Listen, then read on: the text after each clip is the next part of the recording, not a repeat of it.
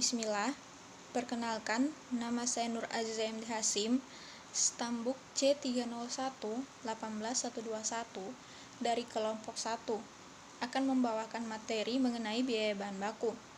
Pertama, definisi dari biaya bahan baku itu sendiri. Biaya bahan baku merupakan salah satu bagian biaya produksi selain dari biaya tenaga kerja dan biaya overhead pabrik. Proses dari biaya bahan baku sangatlah penting. Kenapa bisa dikatakan penting? Karena dapat mempengaruhi harga produk yang dijual dan pada akhirnya akan mempengaruhi laba atau rugi perusahaan. Bahan baku merupakan suatu bahan yang dapat membentuk bagian menyeluruh produk jadi. Kemudian, bahan baku tersebut diolah ke dalam perusahaan manufaktur dan diperoleh dari suatu pembelian yang lokal maupun impor atau bisa saja dengan pengolahan sendiri. Misalnya, tembakau bagi perusahaan rokok dan kayu bagi perusahaan mebel. Dalam memperoleh bahan baku sendiri, perusahaan tersebut tidak hanya mengeluarkan biaya sejumlah dari harga beli bahan baku saja, tetapi dapat mengeluarkan biaya-biaya lainnya, seperti biaya pembelian, biaya pergudangan, dan biaya-biaya perolehan lainnya. Kemudian, timbul masalah yang berkaitan dengan komponen biaya apa saja yang dapat diperhitungkan sebagai harga pokok bahan baku yang dibeli. Perkenalkan, nama saya Widya Hartati Alimuddin, NIM C301-18156. Yang selanjutnya, komponen biaya yang membentuk harga pokok bahan baku. Sebelum kita membahas unsur-unsur biaya ini yang membentuk harga pokok bahan baku yang sudah dibeli, sangat penting untuk kita mempelajari tentang sistem pembelian ini agar kita bisa mendapat gambaran unsur-unsur biaya yang membentuk harga pokok bahan baku yang sudah dibeli tersebut. Sistem pembelian. Transaksi pembelian lokal bahan baku ini melibatkan sebagian produksi, yaitu yang pertama gudang. Gudang berfungsi untuk bertanggung jawab, mengajukan permintaan pembelian sesuai dengan posisi persediaan yang ada di gudang, dan untuk menyimpan barang yang telah diterima oleh fungsi penerimaan. Yang kedua itu pembelian. Pembelian berfungsi untuk bertanggung jawab, memperoleh informasi mengenai harga barang, menentukan pemasok yang dipilih dalam pengadaan barang, dan mengeluarkan order pembelian kepada pemasok yang dipilih. Yang ketiga yaitu penerimaan barang. Penerimaan barang berfungsi untuk pemeriksaan mengenai jenis, kuantitas, dan mutu barang yang diterima dari pemasok dan kemudian membuat laporan penerimaan barang untuk menyatakan penerimaan dari pemasok tersebut. Yang keempat yaitu akuntansi.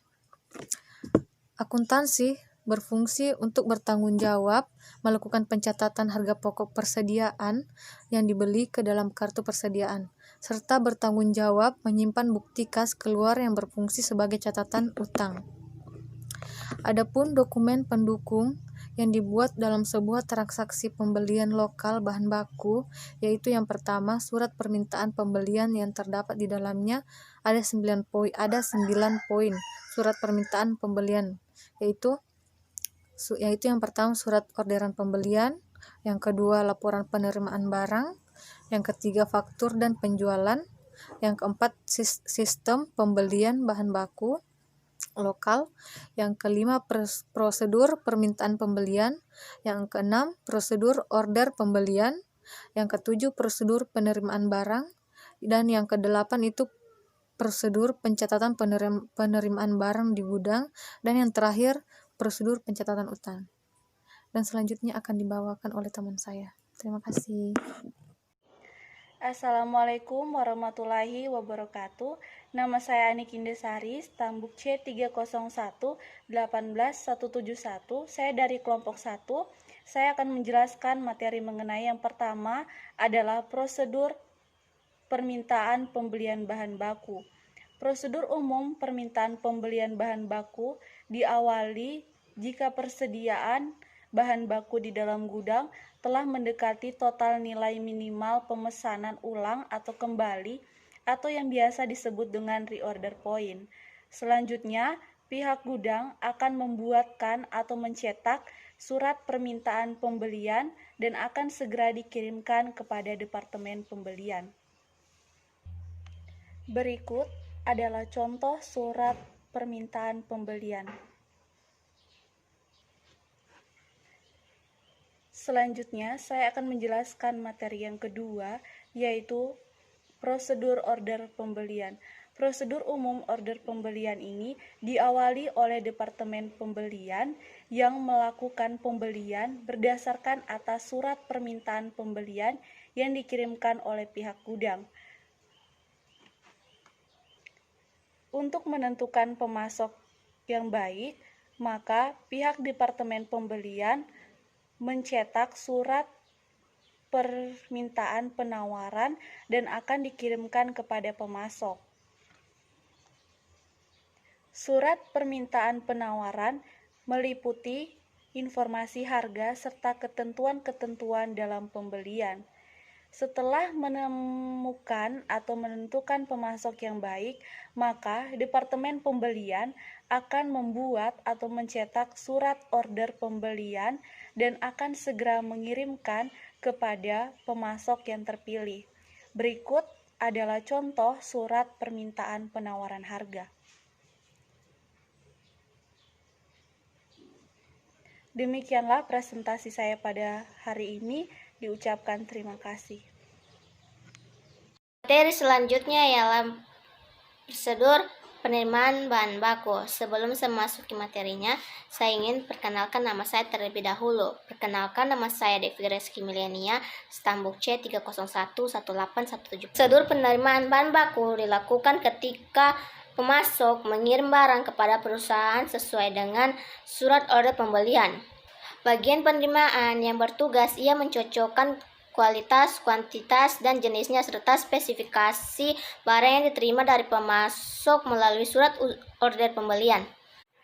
Jika sudah sesuai dengan surat order pembelian, maka bagian penerimaan bahan baku membuat laporan untuk dikirim ke bagian akuntansi. Perkenalkan, nama saya Pita Rahmayu Ramadhani, stambuk C301181169. Saya akan menjelaskan materi mengenai prosedur pencatatan penerimaan bahan baku di bagian gudang. Dalam prosedur ini dilakukan setelah diterimanya bahan baku dari pemasok menuju ke bagian gudang. Kemudian, bagian gudang ini akan menyimpan dan mencatat setiap bahan baku tersebut dalam kartu gudang. Kartu gudang ini digunakan oleh para bagian gudang untuk melakukan pencatatan setiap mutasi dari jenis barang tersebut. Kartu ini hanya berisi jumlah catatan barang, tiap barang, namun tidak terdapat harga ataupun yang lainnya. Catatan ini diawasi oleh bagian akuntansi perusahaan, di mana memuat mengenai kartu persediaan. Pada bagian gudang yang di samping itu mencatat barang tersebut dalam kartu gudang dan juga menempelkannya pada setiap barang. Sekian materi dari saya. Bismillah, perkenalkan nama saya Fitrisya, stambuk C301181134.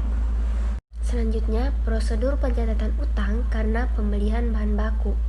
Prosedur pencatatan utang karena pembelian bahan baku dimulai ketika bagian pembelian menerima faktur pembelian dari pemasok. Bagian pembelian memberikan tanda tangan di atas faktur pembelian sebagai tanda persetujuan bahwa faktur dapat dibayar, karena pemasok telah memenuhi syarat-syarat pembelian yang ditentukan oleh perusahaan.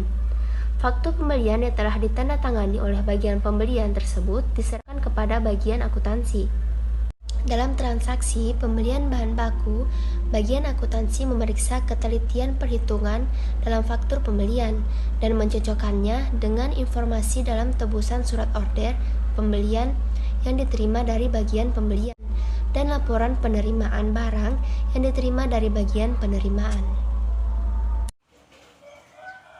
Selanjutnya, faktur pembelian yang dicantumkan menggunakan tembusan surat order pembelian dengan laporan penerimaan barang ditulis oleh bagian akuntansi dalam jurnal pembelian.